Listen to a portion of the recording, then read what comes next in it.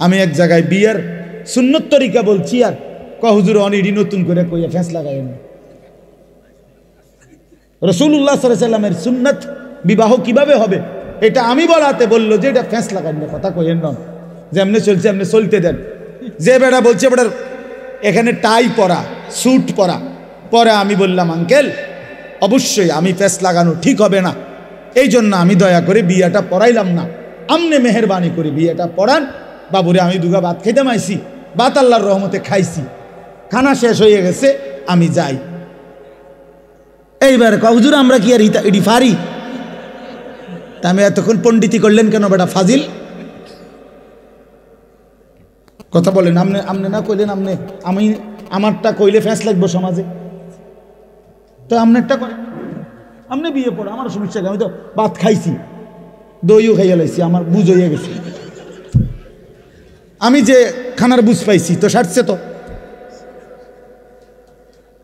হ্যাঁ, এই জন্য বাবা আমি হয়তো একটু শক্ত বলে ফেললাম আর কি, কিন্তু মনে কষ্ট নিয়েন না, আপনি বরঞ্চ ভাবতে শিখেন, বিষয়টাকে পজিটিভ দেখেন, ইতিবাচক দেখেন যে আহা আসলে তাহলে আমার কি করা উচিত, ঠিক কিনা বলেন না কেন?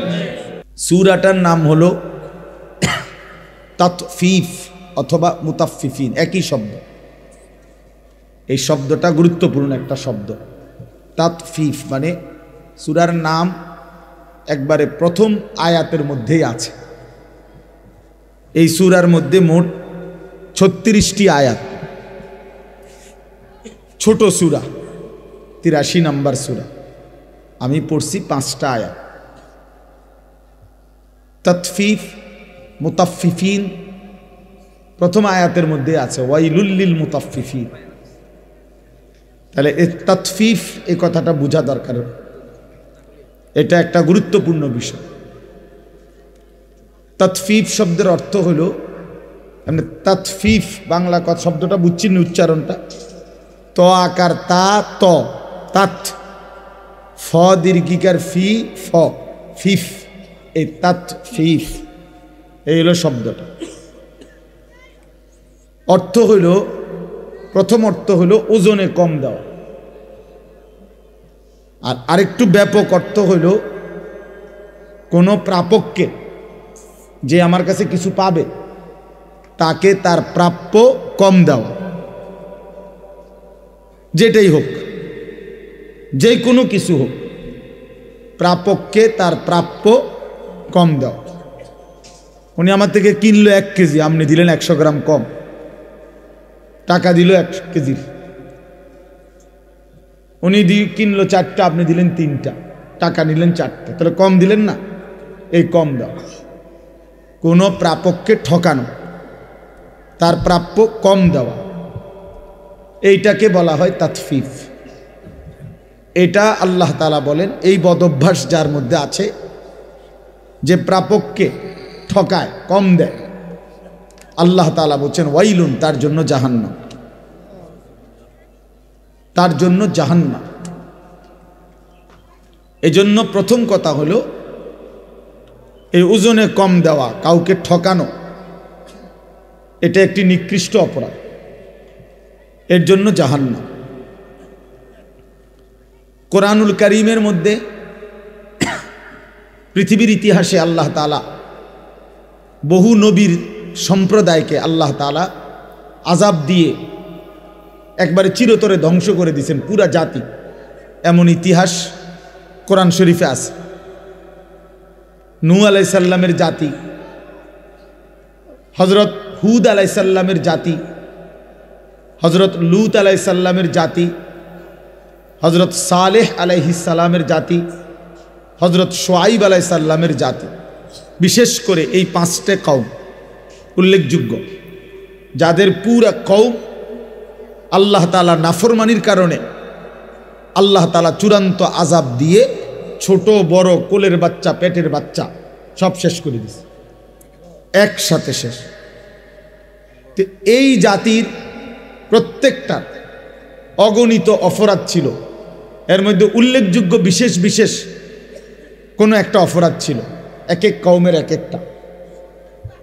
এর মধ্যে শুআইব আলাইহিস সালামের জাতি যেটা, কৌমে শোয়াইব, এই হজরত শোয়াইব আলাইহিস সালামের জাতি, আল্লাহ তাআলা এই জাতিকেও ধ্বংস করে দিছে। আসমানি এক ফেরেশতা আইসা আল্লাহর হুকুমে ফজরের ওয়াক্তে শোয়াইব আলাইহিস সালামের জাতির এলাকায় একটা বিকট চিৎকার দিছে, এক আওয়াজে পুরা কওম ফাসবাহু ফি দারিহিম জাসিমিন, সকলেই তাদের নিজ নিজ ঘরে উপুর হইয়া পইরা ওইখানেই মারা গেছে। এই অবাধ্য জাতি শোয়াইব আলাইহিস সালামের কওম, তাদের বড় অপরাধ ছিল, মেইন অপরাধ ছিল তারা ওজনে কম দিত। কোরআন শরীফে আছে এই নবী শোয়াইব আলাইহিস সালাম তাদেরকে শত শতবার, হাজার হাজার বার, লক্ষ লক্ষ বার বলছে, লা তানকুসুল মিকিয়াল, আমার জাতি ওজনে কম দিও না। ওয়া আউফুল কাইলা, তিনি বলছে হে আমার জাতি ওজন পূর্ণ করে দাও, ওজনে কম করো না। ইন্নী আখাফু আলাইকুম আযাবা ইয়াউমিন আযীম, আমি তোমাদের উপরে বড় ভয়ানক আযাবের ভয় করছি। তোমরা যেভাবে মানুষকে ঠকাচ্ছ, ও চিরেই তোমাদের উপরে বড় সড় আযাব আসবে। এই কথা কোরআনে আছে, উনি বারবার বলছে, কিন্তু নাফরমান জাতি পাত্তা দেয় নাই। একদিন সত্যি সত্যি আল্লাহ তাআলা ফেরেশতা পাঠিয়ে বিকট চিৎকার দিয়ে ফেরেশতার এক আওয়াজে পুরা জাতি শেষ। আর ভোরবেলা তারা কেউ আর জাগে নাই। তাহলে আমার বলার উদ্দেশ্য হলো এটা, ওজনে কম না দেওয়া। অসংখ্য ব্যবসায়ী এই তার পণ্যের মধ্যে ওজনের মধ্যে কম দেয়, ঠকায়, এটা একটা নিকৃষ্ট পাপ, জুলুম। এই ব্যক্তির জন্য জাহান্নাম।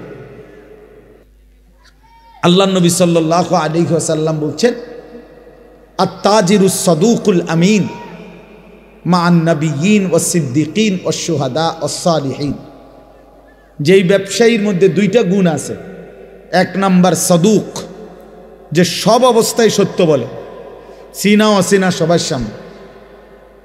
দুই নাম্বার হলো আল আমিন, বিশ্বস্ত, কাউকে ঠকায় না, পরিচিত অপরিচিত কাউকেই না। তা আল্লাহ নবী সাল্লাল্লাহু আলাইহি সাল্লাম বলেন, এই দুই গুণের অধিকারী, সর্বদাই সত্য বলে, সর্বদাই বিশ্বস্ত, এই দুই গুণ যেই ব্যবসায়ীর মধ্যে থাকবে, আল্লাহ তাআলা তাকে নবী, সিদ্দিক, শহীদ, আউলিয়াদের সাথে হাসরের ময়দানে উঠাবে, হাসরের ময়দানে উঠাবে। তাহলে এটা বোঝা গেল হালাল ব্যবসা এবং সৎ আমানতদার ব্যবসায়ী অনেক দাম, অনেক দাম। আর এর বিপরীতে প্রতারক, যে ঠকায়, ধোঁকা দেয়, সে রাসূলুল্লাহ সাল্লাল্লাহু আলাইহি সাল্লামের অন্তর্ভুক্ত নয়, উম্মত নয়। হাদিসে কথা স্পষ্ট আছে।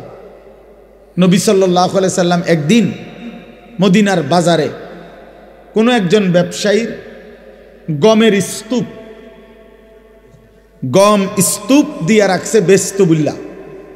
আল্লাহ নবী সাল্লাল্লাহু আলাইহি সাল্লাম সামনে গিয়ে দেখলেন উপরে সবগুলো গম শুকনা। নবীজি সাল্লাল্লাহু আলাইহি সাল্লাম ভিতরে হাত ঢুকাই দিলেন, হাদিস এটা, হাত ঢুকাইয়া ভিতর থেকে গম বাহির করে আনলেন যেগুলো ভিজা। তা আল্লাহ নবী সাল্লাল্লাহু আলাইহি সাল্লাম বললেন, এই যে তুমি উপরে সবগুলো শুকনা গম দিয়া ভিজাটাও চালায় দিবা, এটা তো তুমি ধোকা দিলা। গ্রাহককে কি দিলা? ধোকা দিলা। ভিজা শুকনার দাম বরাবর না। তো আল্লাহ নবী সাল্লাল্লাহু আলাইহি ওয়াসাল্লাম স্পষ্ট বলছেন, মান গাশশানা, এই তখন বলছে কথাটা, মান গাশশানা ফালাইসা মিন্না, যে কাউকে ধোকা দেয় সে আমার উম্মতের অন্তর্ভুক্ত নয়, আমি তাকে চিনি না, আমি তাকে চিনি না, সে আমার উম্মত নয়। তো যিনি সুপারিশ করবেন, যিনি হাউজে কাউসারের পানি দিবেন, তিনি যদি বলেন তোমারে আমি চিনি না, তুমি আমার উম্মত না, তা আপনার সুপারিশ করবে কোন আব্বা? আপনারে হাউজে কাউসারের পানি দিবে তখন কোন আব্বা? বলেন, আছে তখন কেউ? থাকবে তখন কেউ না। এই জন্য এটা খেয়াল করা। শুধু ব্যবসায়ী না, প্রতিনিয়ত আমরা লেনদেন করি। মানুষ মাত্রই সমাজবদ্ধ জীব। মানুষ একাকী থাকে না, একাকী পারবেও না। মানুষ অপরের সহযোগিতা না নিলে চলতে পারবে না। আমি কিছু টাকা দেব, উনি কিছু পণ্য দিবেন, কখনো আমি পণ্য দেব, উনি টাকা দিবেন। এই লেনদেন প্রতিনিয়ত মানুষকে করতেই হবে, নাই তো দুনিয়া চলবে না। এটা আল্লাহ তাআলারই কুদরতি নিজাম। তাইলে লেনদেন মানুষের একটা স্বাভাবিক জীবনের অংশ, জীবনের অংশ। লেনদেন মানুষকে করতেই হয়। অতএব বাপ, এই 1 নাম্বার কথা মনে রাখবেন, লেনদেনের মধ্যে হারাম না করা, কাউকে না ঠকানো, কাউকে না। 100 গ্রাম কম দিলেন তো তাকে ঠকাইলেন, একটা কমলা পচা দিলেন তো তাকে ঠকাইলেন। মালের গুণাগুণটা 2 নম্বরটারে 1 নম্বর বললেন, তারে ঠকাইলেন। আর তখন এই উপার্জনটা হারাম। আল্লাহর নবী সাল্লাল্লাহু আলাইহি সাল্লাম বলেন, মানিশতারা শাইআন বিআশারাতি দারাহিম ওয়া ফীহি দিরহামুন মিন হারাম।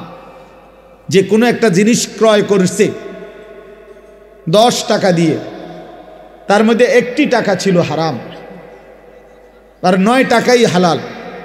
আল্লাহর নবী সাল্লাল্লাহু আলাইহি ওয়াসাল্লাম বলেন, আল্লাহ তাআলা ওই জিনিসটি যতক্ষণ পর্যন্ত তার কাছে থাকবে, তার কোনো ওয়াক্তের ফরজ কিংবা নফল, দান কিংবা সাদাকা আল্লাহর দরবারে কবুল হবে না। সরাসরি হাদিস। এজন্য তার কোনো নামাজ, বন্দিগি, ইবাদত কবুল হবে না। একেবারে স্পষ্ট হাদিস। কোরআন শরীফে আছে, একটা বিষয় আছে এমন, আল্লাহ নিজে বলছে, বন্ধু, আদম আলাইহিস সালাম থেকে নিয়ে আপনি ১৬ লক্ষ আম্বিয়াকেও আমি এই একই আদেশ করছি, ওই একই হুকুম আমি ইমানদার সমস্ত বান্দাকেও করেছি। এমন একটা হুকুম। সেটা কি? সেটা হলো হালাল খাও এবং নেক আমল করো। এই কথাইটা যে আগে উপার্জন হালাল, আগে বক্ষণ খাবার হালাল খাও, অতঃপর আল্লাহর ইবাদত করো, এই কথাইটা হুবহু আল্লাহ ১৬ লক্ষ নবীকেও বলছেন এবং সমস্ত ইমানদার উম্মতকেও বলছেন।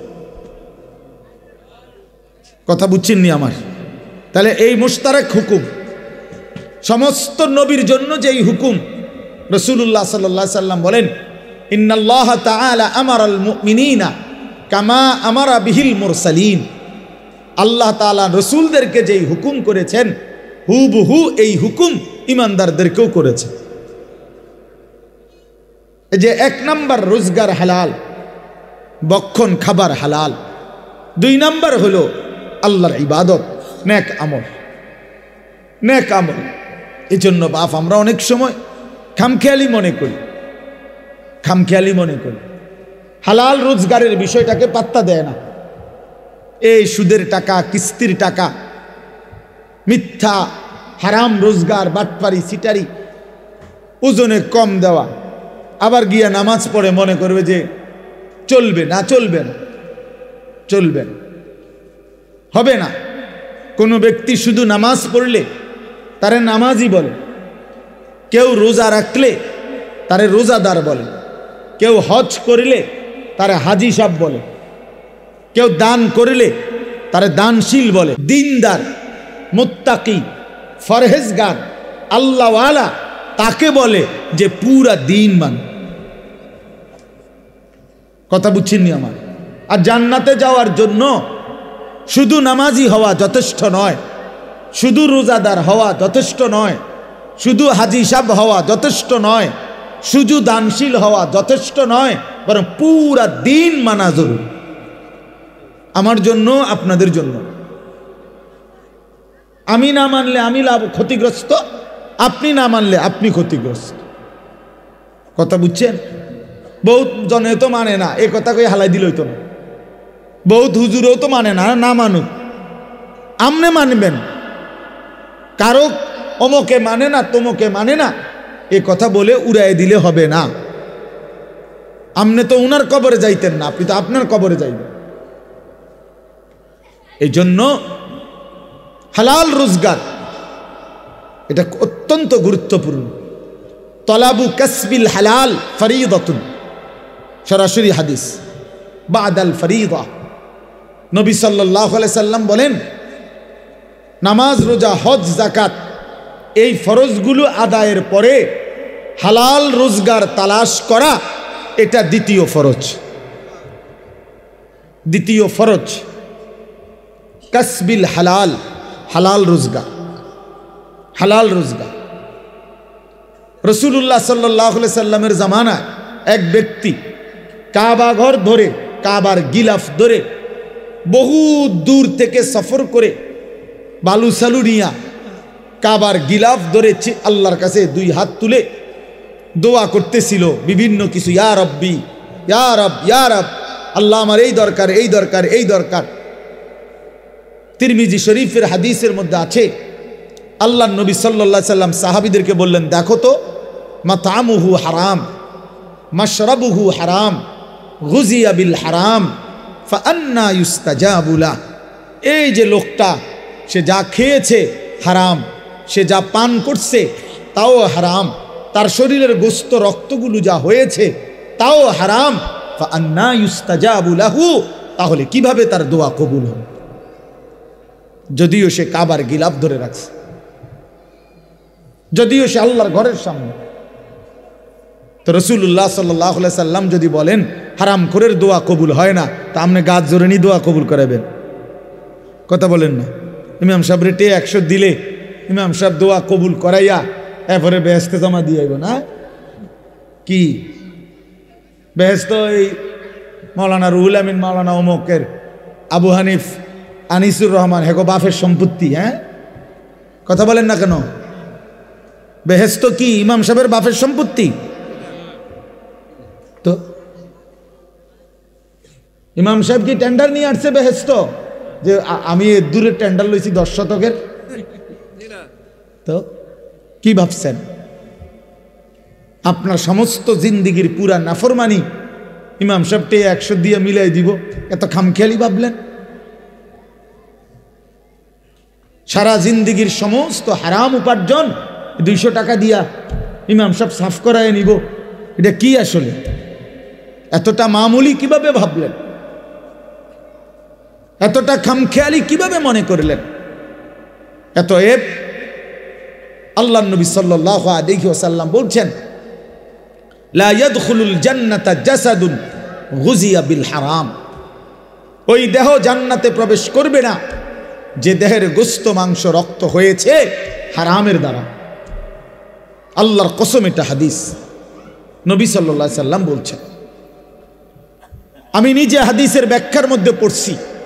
আহা, বদনসিব ওই ব্যক্তি, যে ব্যক্তি তার গোটা ফ্যামিলিকে, বউ বাচ্চাগুলোকে হারাম টাকা খাওয়াইছে, তার এই হারাম রোজগার দিয়েই সবাই খাওয়াইছে, পড়াইছে।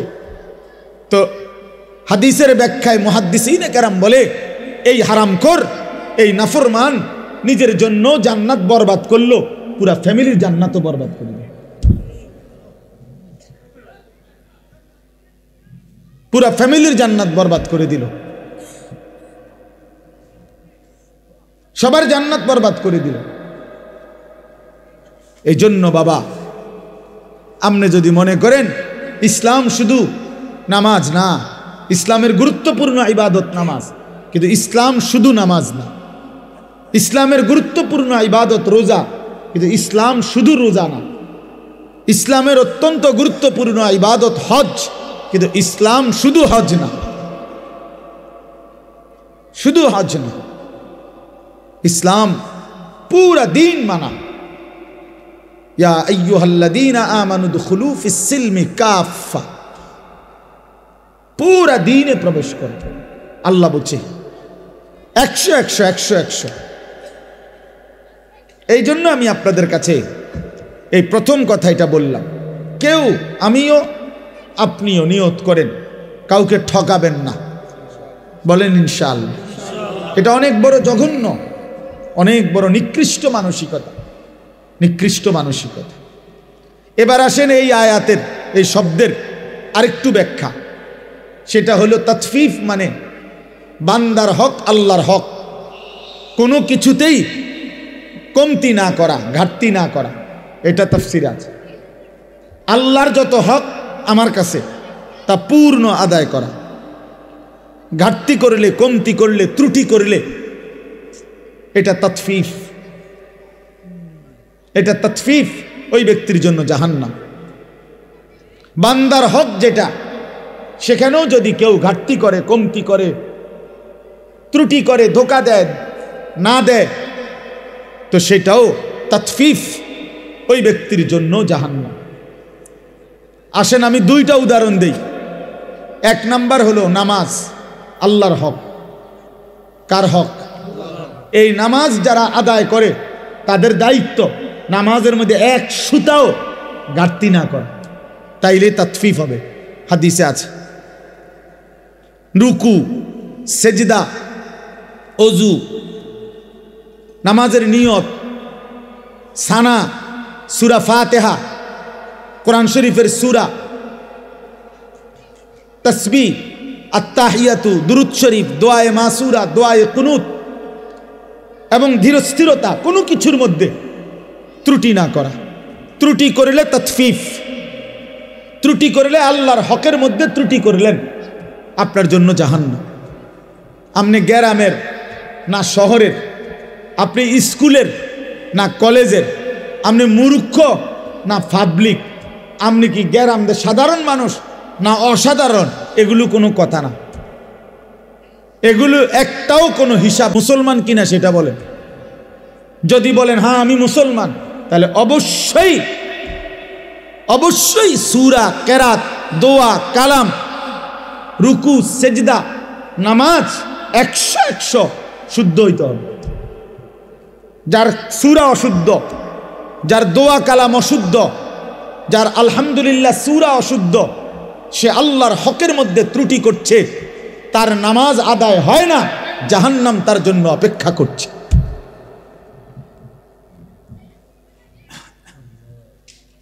আপনি স্কুলে পড়ছেন না কলেজে পড়ছেন, আপনি বুঝেন, এটা আমার বুঝার বিষয় না। আমারটা বুঝাই দেন, ইসলাম বুঝাই দেন, নামাজ বুঝাই দেন, সূরা কেরাত বুঝাই দেন। করতে আইছেন এটা পরের কথা, কথা বুঝেন নাই। এদেশের রাষ্ট্রীয় আইন হুজুরদের জন্য একরকম, আমনেগো পাবলিকদের জন্য আরেক রকম, ঠিক না? তাইলে তাইলে এই জন্য অনেক মানুষ আপনারা এই বোকামি করেন। আপনাদের অন্তরের মধ্যে কেউ বসাই দিছে আমরা সাধারণ মানুষ, আমরা গ্রামের মানুষ, আমরা সিধা সাদা মানুষ, আমরা জেনারেল মানুষ, আমরা স্কুল কলেজে পড়ছি অথবা কিছুই পড়ি নাই, আমগো দোয়া কালাম সূরা কেরাত কোন রকম একটু হইলে এবে রুকু সেজদা দেওন, আমরা কি আর এত তান ফার্মু? কাজে আমরারে এমনি বেহেস্ত দিতে হইব, আর হুজুররারে বেহেস্ত দিতে হইলে সূরা কেরাত, দোয়া কালাম 100 শুদ্ধ সঠিক বুঝা এরপরে হুজুরের বেহেস্ত দিতে হবে। কারণ আমগোর লাগে বেহেস্তটা কঠিন হয়ে গেছে, আমনের জন্য এটা সহজ হয়ে গেছে। এটা তো বেইনসাফি, আর আল্লাহ তো বেইনসাফি করতে পারে না। আমি যদি আল্লাহরে কই আল্লাহ আমি বেহেস্তে যাইতে হইলে 30 পারা কোরআন শরীফ আমার শুদ্ধকরণ লাগছে, আমি রুকু সেজদা ঠিক করণ লাগছে, এবারটা বেহেস্তে যাইতে গিয়া এবার কিছুই ঠিক করণ লাগে নাই, এমনি বেহেস্তে যাইতেছে গা, এটা কেমন ইনসাফ হলো? কথা বলেন না? তখন কি কি ব্যাপার ভাই? এই জন্য সাবধান। আবু হানিফ ভাই এটা বলতেছিল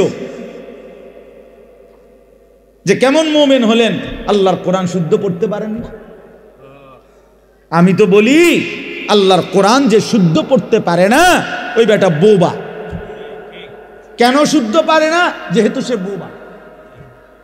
বাস্তব মূলত এ বেটা বোবা দেখতে পারে না, কথা কইতে জানে না। বলে না আমি তো কত কথা শুনি না, এগুলো কথা না, এগুলো ছাড়াও দুনিয়া চলত। বাকি যত কথা বলে মানুষ, এগুলো না বললেও দুনিয়া ভোগ করা যাইতো, যার প্রমাণ বোবা নিজে। যারা বোবা মানুষ তারা ভাতও খায়, বোবা মানুষ পেশাব পায়খানাও করে, বোবা ঘুমও যায়, বোবা বিয়েও করে, বোবার বাচ্চাও। মাত্র তাইলে হইতে কেমনে দুনিয়া ভোগ করে? কথা বলেন। তাহলে বুঝা গেল কথা না বলিয়েও দুনিয়া কি করা যায়, তোর তো সাজছে তো। তাইলে আর আমনে কথা কইয়া লাভ হইল কি? আপনারে জবান দিল কেন? তাইলে বাতের লাগে তো হেবড়া ভাত খায় কেমনে? আপনারে জবান দিল কি লেগে? হতনের লাগে তো হেইতে হতে কেমনে বলেন? ওই অন্ধ লোক দুনিয়া ভোগ করে কিভাবে? ওই বধির লোক দুনিয়া ভোগ করে কিভাবে? এই জন্য বাপ, আল্লাহর হক অনেক, এত রাত আমি সব বলা যাবে না, একটাই বললাম, নামাজ। রুকু দেন, আপনাদের অনেক বয়স্ক লোক আছেন, রুকু দিয়া মাথা একটু উঠাইয়া আরেকটা সেজদা জায়গা। এ বাটপার, এই বুড়া বাটপার, মনে রাখেন, 1 নম্বর বাটপার, এটা বাটপার,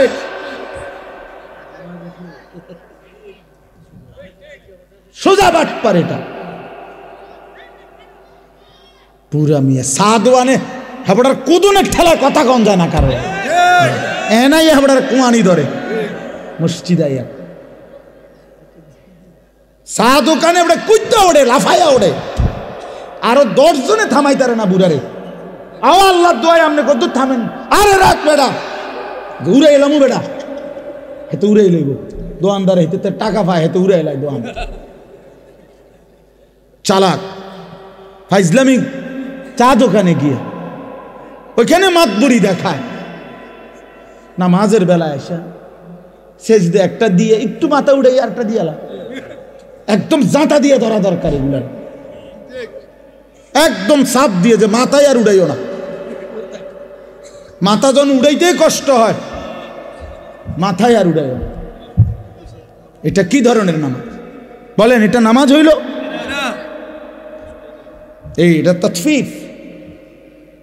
তাফসীর আমি নিজে পড়ছি বাবা, আমি তো শক্ত বলি, বুঝার জন্য বলি।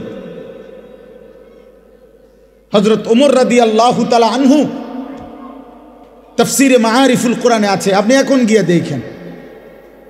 হযরত ওমর রাদিয়াল্লাহু তাআলা আনহু একদিন দেখছেন এক ব্যক্তিকে, সে রুকু এবং সেজদার মধ্যে ত্রুটি করছে। এর সাথে সাথে তাকে বললেন, লাকাদ তাফফাফতা, হে আল্লাহর বান্দা, তুমি তাতফিফ করলা নামাজে, ওই যে এ ওয়াইলুল লিল মুতাফফিফিন, কমতি করলা আল্লাহর হক আদায়ে, তোমার জন্য জাহান্নাম। তোমার জন্য কি? জাহান্নাম। ইসলাম মস্কারি না। আপনারা অনেক মানুষ মনে করেন আও আল্লাহ ভরসা, মাইত না চাই, যত কয় এত না, যত কয় এত না, কইতে লাগলে কদ্দুর বাড়াইও কয় হুজুররা। আচ্ছা বাড়াইয়ে কইলাম, ধরেন মনে করেন আমি যে দূর বাড়াইয়া কইছি তার অর্ধেক, তো অর্ধেক ফিডা লইতে পারবেন তো? কথা কনা বোঝেন নাই? মনে যে তো কই এত না, ঠিক আছে, আচ্ছা অর্ধেক, তো অর্ধেক ফিডা লইতে পারবেন তো? তো তাইলে তো বলেন না, অর্ধেক লইতে পারবি জিগান না, তো যত কয় অত না, মানে বাস্তবিক কথা এটাই ঠিক।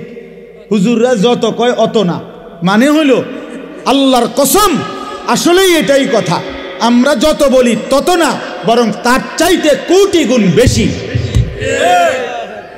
জাহান্নামের বর্ণনা কোনো আলেম পুরা দিতে পারবে না, জান্নাতের পুরা বর্ণনা কেউ দিতে পারবে না, বরং তার চাইতে কি বেশি, অনেক বেশি। তো যত কয় তত না, মানে এটা এদিক দিয়া না হেদিক দিয়া, এটার অর্থ। আপনি হাদিস শুনেন, একটা হাদিস শুনাই। আল্লাহ নবী সাল্লাল্লাহু আলাইহি সাল্লাম বলছেন, কোরআন শরীফের একটা আয়াত আছে, ওয়া আম্মা মান খাফফাত মাওয়াজিনুহু ফাউম্মুহু হাওিয়া ওয়া মা আদরাকা মা হিয়া নারুন হামিয়া। আল্লাহ বলছে, যার হাসরের ময়দানে মিজানের পাল্লায় গুনাহ ভারী হবে, নেকি হালকা হবে। তার ঠিকানা হবে হাবিয়া নামক জাহান্নাম। জাহান্নামের মধ্যে 7টার মধ্যে একটার নাম হাবিয়া, হাবিয়া জাহান্নাম। তো আল্লাহ নবীজিকে নিজে বলতেছে ওমা আদরাকা মা হিয়া, বন্ধু আপনি জানেন এই হাবিয়া জাহান্নামটা কেমন? তো আল্লাহ তাআলা নিজেই বলতেছেন নারুন হামিয়া, সবচেয়ে গরম উত্তপ্ত জাহান্নাম। তো এবার উত্তাপটা কেমন নবীজি এবার ব্যাখ্যা দিচ্ছে। এটার তাফসীরের মধ্যে আছে, নবীজি বললেন এই আয়াতের ব্যাখ্যায় জাহান্নামের তাপটা কেমন। তো নবী সাল্লাল্লাহু আলাইহি সাল্লাম বলেন নারুকুম হাদিহি জুজউম মিন 70 জুজআম মিন নারি জাহান্নাম। হায় আল্লাহ, নবী সাল্লাল্লাহু আলাইহি সাল্লাম বলেন উম্মত, তোমাদের দুনিয়ার আগুন জাহান্নামের আগুনের আল্লাহর কসম বাবা 70 ভাগের 1 ভাগ। এর চাইতে আরো 69 গুণ বেশি গরম জাহান্নামের আগুন। জাহান্নামের আগুন বুঝছেননি আমার কথাটা? দুনিয়ার আগুন জাহান্নামের আগুনের কয় ভাগের কয় ভাগ? 70 ভাগের 1 ভাগ। এর চাইতে 69 গুণ বেশি আরো জাহান্নামের আগুন। এরপরে শুনেন না, শুনতেছেন? হাদিস আছে সাহাবায়ে কেরাম লাফ দিয়ে উঠছে, লাফ ফাল দিয়ে উঠছে, ফাল দিয়ে উঠা সাহাবীরা চিৎকার দিয়ে বলছে ইয়া রাসূলুল্লাহ ওয়া ইন্না যালিকা লাকাফিয়া, হে আল্লাহর নবী, আহা কি বললেন, জ্বালাইয়া পুরাইয়া ছাই করে ফেলার জন্য দুনিয়ার আগুনটাই তো যথেষ্ট, এইটাই তো ছাই বানায় ফেলে, এইটাই তো পুরাইয়া শেষ করে ফেলে। তো নবী সাল্লাল্লাহু আলাইহি সাল্লাম বলেন তাহলেই ভাবো এর চাইতে আরো 69 গুণ বেশি তাপ জাহান্নামের আগুন, সেটা কেমন হবে? বুঝছেননি আমার কথাটা? তো যত কই তত না, ঠিকই তো তত না, অনেক বেশি কিনা বলেন না? এই কথা এবার বুঝছেন? আল্লাহ তাআলা বলছেন আমার বান্দার জন্য আমি যে জান্নাত বানাইছি মা লা আইনুন রাআত, এত সুন্দর কোনো চোখ দেখে নাই, ওয়ালা উদুনুন সামিআত, এত সুন্দর কোনো কান শুনে নাই, ওয়ালা খাতারা আলা কলবি বাশার, কোনো অন্তর জান্নাতের বিস্তৃত সৌন্দর্য কল্পনাও করে না। তো ঠিকই তো যত কই তত না, পুরোটা আমি করতে কমু, আমার তো আন্দাজে নাই। বোঝেন নাই কথা? আমি পুরোটা বলবো কেমনে? তাহলে জান্নাতের বর্ণনাও আমরা যত কই তত না, তার চাইতে বেশি। জাহান্নামের বর্ণনাও আমরা যত কই তত না, বরং তার চাইতে বেশি। খামখেয়ালি করেন না, খামখেয়ালি মনে করেন। হাসরের ময়দান মামুর বাড়ি না, হাসরের ময়দান নানার বাড়ি না, সাদওয়ানের পণ্ডিতি না, গ্রামের মাতবরিরা এতেরে হেতেরে ঠেলাঠেলি করা না। হ্যাঁ, আখিরাত হিসাবের ময়দান, হিসাবের ময়দান। দয়া করে অনুরোধ করলাম, দয়া করে অনুরোধ করলাম, আমার চিন্তা আপনি করেন না, আপনি চিন্তা করেন, নিজের ফিকির করেন, নিজের ফিকির করেন। কোন আলেমের পিছনে সারাদিন পেরেশানিত পড়েন না। যাকে আল্লাহ এলেম দিছে তাকে আল্লাহ তাআলা দয়া করছে, নিজের ফিকির বানান। আহা আমার কি হবে, আমার কি হবে, আমার কি হবে? কোরআন শরীফে আছে, তাফসিরে শুনেন মিয়া, আল্লাহ তাআলা যেদিন এই আয়াত নাজিল করছে জাহান্নামের কথা বলতে গিয়ে, আল্লাহ তাআলা বলছে আচ্ছা এগুলা কি বাচ্চা, এগুলা আমি বুঝলাম না, এই অপদার্থ এগুলা করতে গাইল, বুঝের কোনো ছেলে নাই যে এই বাচ্চাগুলো থামানো যায়? আহা, মানে ওই খিচুড়ি খাওয়াইব, খিচুড়ি খাওয়াইব না, এই কিছু একটা খাওয়াইব, এই জন্যই কাবজা। এই রাতের 3টাও যদি বাজে ভিতরেও বসবে না, কথাও শুনবে না, বাইতো যাইতো না। আফসুসের ব্যাপার। আরে ভাই, তো আল্লাহর দেওয়া মেহমানদারি, কিছু হলে তো হলোই, তো তাই বলে কি চিৎকার চেঁচামেচির কি অর্থ আছে?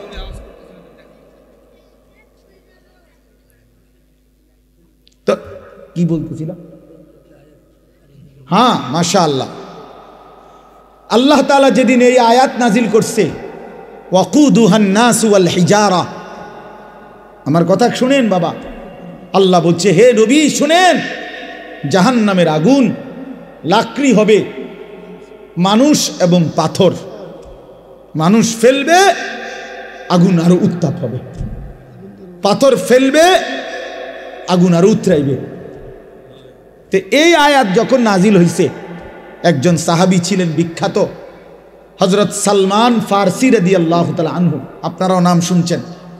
এই সাহাবী এই কথা শুনে একটা চিৎকার দিয়া কানতে কানতে বাড়ির থেকে দূরে একটা পাহাড়ের উঁচু জায়গা এক কোনায় 3 দিন একটানা শুধু নামাজ আদায় করছে, আর বাকিটা টাইম চোখের পানি ফেলে শুধু কাঁদছে, আর এই এক বাক্য বারবার বলছে, হায় জাহান্নামের আগুনের লাকড়ি হবে মানুষ, আমি যদি হই সেটা আমার কি হবে।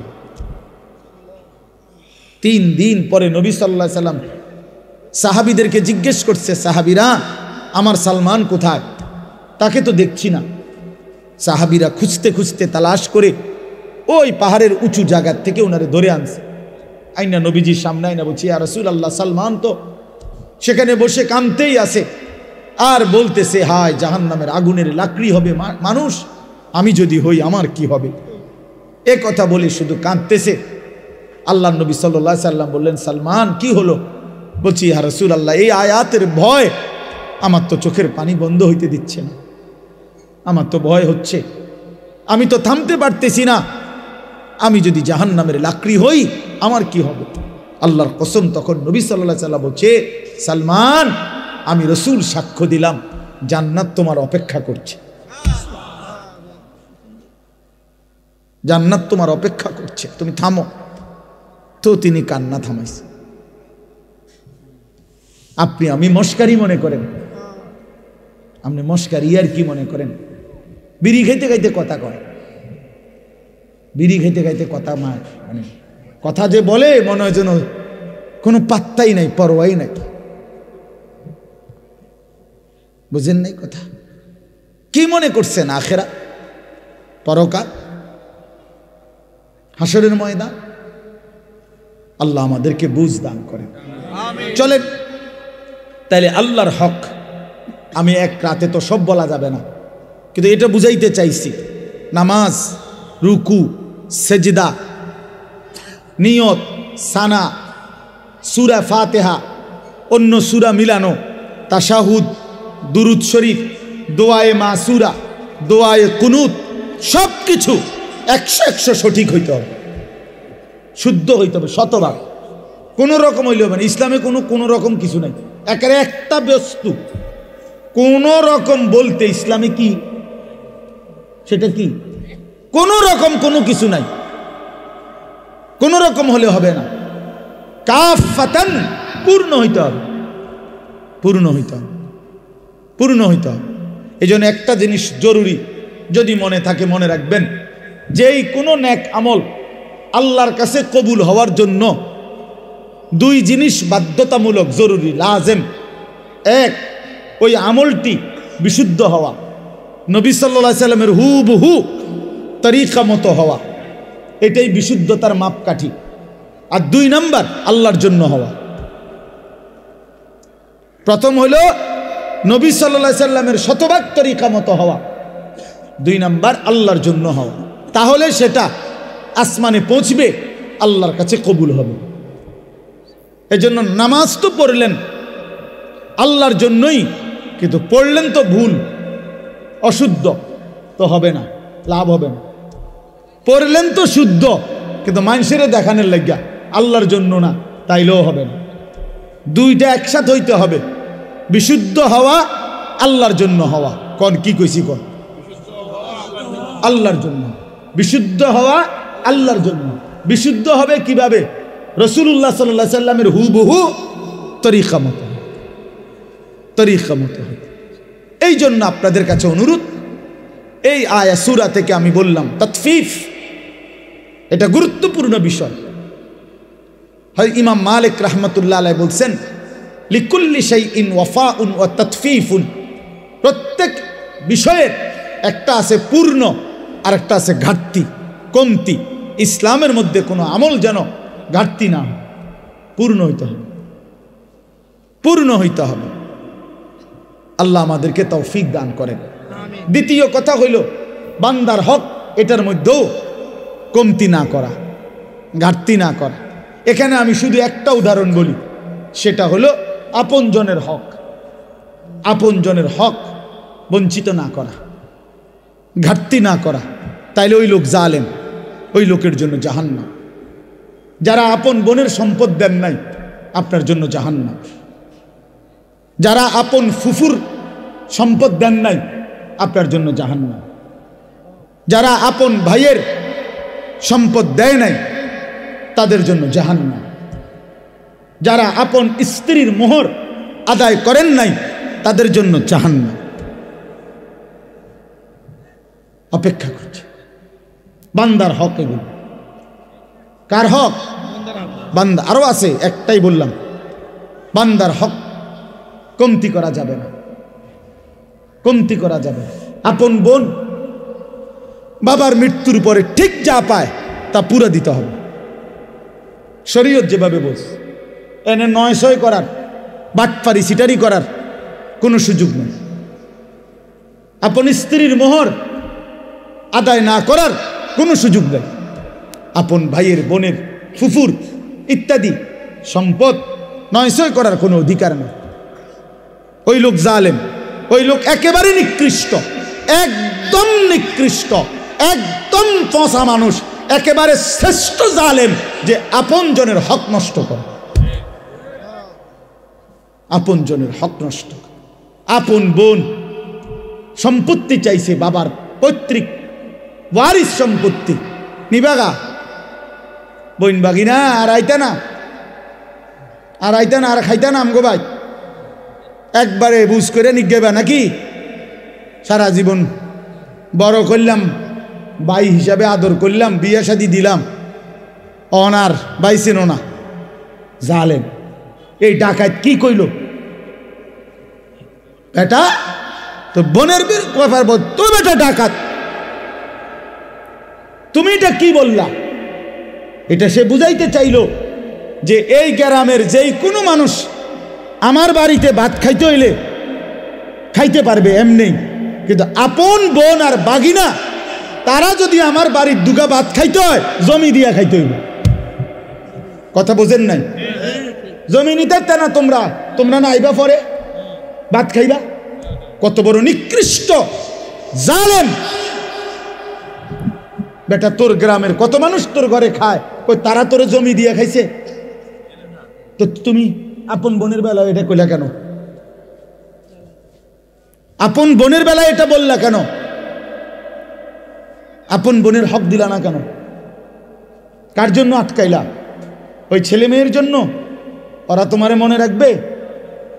এই সম্পত্তি তোমার থাকবে তো কি বাবা, কি ফায়দা হইল বলেন? বলেন, এক বিগত জায়গা ছেড়ে দিলে আপন ভাইয়ের বাড়ির রাস্তাটা হয়ে যায় না? দিত না? এই গাছ কান কাট চালাইলে এদের রাস্তাটা আইসা পড়ে না? দিত না? কেন? অসুবিধা কি? মনে করেন আমনের এই, সে তো আমার ভাই, আল্লাহর জন্য দুনিয়া একটু ছেড়ে দিলে কি হয়? দুনিয়া এমনি ছাড়তে হবে না? কথা বলেন না কেন? আপনিও থাকবেন না, দুনিয়াও থাকবে না। এটা সত্য কিনা বলেন? একদিন আমিও থাকবো না, একদিন এই পৃথিবীও থাকবে না। কাল্লা ইদা দুক্কাতিল আরদু দাক্কান দাক্কা, আল্লাহ বলে সাবধান বান্দা, মনে রেখো আমি কিন্তু এই জমিন পাথরের মতো চূর্ণ বিচূর্ণ করে ফেলব, পাউডার বানায় ফেলব। তো কেন তুমি এই কামরা কামড়িটা করলা? কেন হক দিলা না? কেন আপনার ক্ষমতা দেখাইলেন? দলিলের মার ফেস আপনি বুঝেন, অথবা টেয়া দিয়া পয়সা দিয়া হদ্দার মাতব্বরের কইয়া বাটপারি করে আপনি নিয়ে নিলেন আর এই 2 শতক। তো কি বেশি কি নিলেন? 2 শতকের জন্য অনন্তকালের আখেরাত বরবাদ করে দিলেন। 5 শতক জমির লেগা 10 দুনিয়া বরাবর জান্নাত ত্যাগ করে দিলেন। আস্তাগফিরুল্লাহ, কি করলেন, কি করলেন? এই জন্য বাবা, কোনোভাবেই আপনজনের হক, এটা বান্দার হক। বান্দা এক বাপ মারা যাওয়ার পরে বাপের কিনা যদি 1 কেজি লবণ নুন থাকে ঘরে, আল্লাহর কসম ভাই বোন সবার উপরে শরীয়ত সম্মতভাবে এই নুন বন্টন করে দেওয়া ফরজ। এটাই শরীয়ত। নুন নুন জি জি লবণ। আপনি তো হুদা মনে করছেন জমি, বাড়ির ভিটা, এই যে বসত ভিটা যেটা, এটা 100 বোনের হক, ভাই বোন সবার হক। যেই জালেমরা আপন বোনকে বসত ভিটার থেকে বঞ্চিত করছে, ওরা জালেম, ওদের জন্য জাহান্নাম অপেক্ষা করছে। এটা নিজেরা কোত্থেকে এই গাঁজাখুরি কথা কোত্থেকে বানাইছে জিজ্ঞাসা করো। বলেন মিয়া, এখন প্রতিবাদ করেন। আমি আর কোনোদিন আসতাম না আপনার এলাকা, কি হয়েছে কথা বলেন না, আর কোনোদিন নাইলে আসলাম না। আর কি আপনি বাঁচবেন কয়দিন, আমি আর বাঁচবো কয়দিন? বলেন বাবা, আপনি বাঁচবেন কয়দিন, আমি বাঁচবো কয়দিন? কে বানায় নিল এই কথা যে আপন বসত বিটায় বোনেরা পায় না? এত বড় মিথ্যা কথা, গাঁজাখুরি কথা আসমানের নিচে জমিনের উপরে পৃথিবীর কোনো কিতাবে নাই। এই সমাজের বানানো কথা এটা। আমি আমার বোনের সম্পত্তি যখন দিছি, এই বসতের কসম আল্লাহ, আমার বোন অবাক, 3 বোন, 3 বোন, বোনেরা আমার বড় বোন কিতারে কস ভাই, এ কথাতে জীবনে প্রথম শুনলাম। আমি বলি 100 বোন। বাবার এই পৈতৃক যে ভিটা, এখান থেকে আপনারা আপনাদের অংশ নিয়ে যান। আপনি যদি বিশ্বাস না হয়, কারো দরকার আমার বোনের নাম্বার দিই, কালকে ফোন দিয়ে। হ্যাঁ চলেন। খামখেয়ালি মনে করছেন দুনিয়া? আপনিও মরে যাবেন, আমিও মরে যাব, দুনিয়াও থাকবে না, আমিও থাকবো না, তো হিসাব দিতে হবে, দিতে হবে না? কথা বলেন না কেন? তো কি মনে করছেন আখেরাত? 1.25 লক্ষ আম্বিয়া যে আখেরাতের হাসরের ময়দানের ভয়ে কানছে মিয়া, সেই মাঠের নাম হাসরের মাঠ। 1.25 লক্ষ নবী, আদম থেকে রসুল সাল্লাল্লাহু আলাইহি সাল্লাম পর্যন্ত হাসরের মাঠের ভয়ে কানছে। রব্বি লা তুখজিনি ইয়াওমা ইউবাসুন ইয়াওমা লা ইয়ানফাউ ওয়ালা মালুন ওয়ালা বানুন। এই যে ইব্রাহিম নবী বলছে, আল্লাহ হাসরের ওই কঠিন ময়দানে আমি ইব্রাহিম রে বেইজ্জতি করেন না, দোয়া করছি। আপনার কাছে হয়তো মনে হইব এখন, হুজুর ইডি কইয়া ওনার ফেঁস লাগাইলো সমাজটার মধ্যে। হ্যাঁ হ্যাঁ, আমি এক জায়গায় বিয়ের সুন্নত তরিকা বলছি, আর হুজুর অনিডি নতুন করে কইয়া ফেঁস লাগাইন। রাসূলুল্লাহ সাল্লাল্লাহু আলাইহি সাল্লামের সুন্নত বিবাহ কিভাবে হবে এটা আমি বলাতে বললো যে এটা ফেঁস লাগাইন না, কথা কইেন না, যে এমনি চলছে এমনি চলতে দেন। যে বেটা বলছে বেটার এখানে টাই পরা, স্যুট পরা, পরে আমি বললাম আঙ্কেল অবশ্যই আমি ফেঁস লাগানো ঠিক হবে না, এই জন্য আমি দয়া করে বিয়েটা পড়াইলাম না, আমনে মেহরবানি করে বিয়েটা পড়ান। বাবুরে আমি দুগা ভাত খাইতে মাইছি, ভাত আল্লাহর রহমতে খাইছি, খানা শেষ হয়ে গেছে, আমি যাই। এইবার হুজুর আমরা কি আর ইডি ফারি? তা আমি এতক্ষণ পণ্ডিতি করলেন কেন বেটা ফাজিল? কথা বলেন, আমনে না কইলেন, আমি আমারটা কইলে ফ্যাঁস লাগবো সমাজে, তো আমনেরটা করে আমনে বিয়ে পড়ো, আমার সমস্যা, আমি তো ভাত খাইছি, দইও খাইয়া লাইছি, আমার বুঝ হইয়া গেছে, আমি যে খানার বুঝ পাইছি তো সারছে তো। হ্যাঁ, এই জন্য বাবা আমি হয়তো একটু শক্ত বলে ফেললাম আর কি, কিন্তু মনে কষ্ট নিয়েন না। আপনি বরঞ্চ ভাবতে শিখেন, বিষয়টাকে পজিটিভ দেখেন, ইতিবাচক দেখেন যে আহা আসলে তাহলে আমার কি করা উচিত, ঠিক কিনা বলেন না কেন? 5 শতক জমি কমে গেলে জিফুত মরতো না, আখেরাত বাইচা যাবে। 10 শতক জমি কম পাইলে সন্তান মরবে না, আমরা 5 ভাইয়ের জন্য আমার বাবা কোনো ঘর করে দিয়ে যায় নাই। 2008 সালে আমার আব্বা ইন্তেকাল করছে, 2009 সালে না 2015 সালে, 2015 সালে, আর এখন 2024, 9 বছর। এই 9 বছর আগে আমার আব্বা ইন্তেকাল করছে, যখন আমরা 5 ভাইয়ের কারো কোনো ঘর ছিল না। কিন্তু এই 9 বছরের ব্যবধানে বাবার ইন্তেকালের পরে আমরা 5 ভাইয়েরই আলাদা আলাদা জমি কিনা বিল্ডিং আছে, আলহামদুলিল্লাহ। তাহলে বাফ করে দিয়ে যায় নাই বলে সন্তান করতে পারবে না, এটা কোনো কথা না। বরং 5 জনের, আমার সব ভাই কোনো ওয়াজ করে না, সব ভাইয়ের আলহামদুলিল্লাহ আল্লাহ ঘর করবার তৌফিক দিছে আলাদা আলাদা। তাইলে আমি আপনাদেরকে বুঝাইতে চাই, আপনি কেন হারামের মাধ্যমে ঘুষ দিয়া, বাটপারি, সিটারি কইরা, মিথ্যা বইলা, দলিলের মধ্যে 2 নম্বরই কইরা, আমনে এতেরে দিয়া হেতেরে দিয়া ওইতেরে দিয়া ওইতেরে দিয়ে এতগুলো বাটফারি কইরা, আহা বান্দা, আয় আল্লাহর বান্দা, কার জন্য রাইখা গেল? নিজের আখিরাত বরবাদ করে দিলা।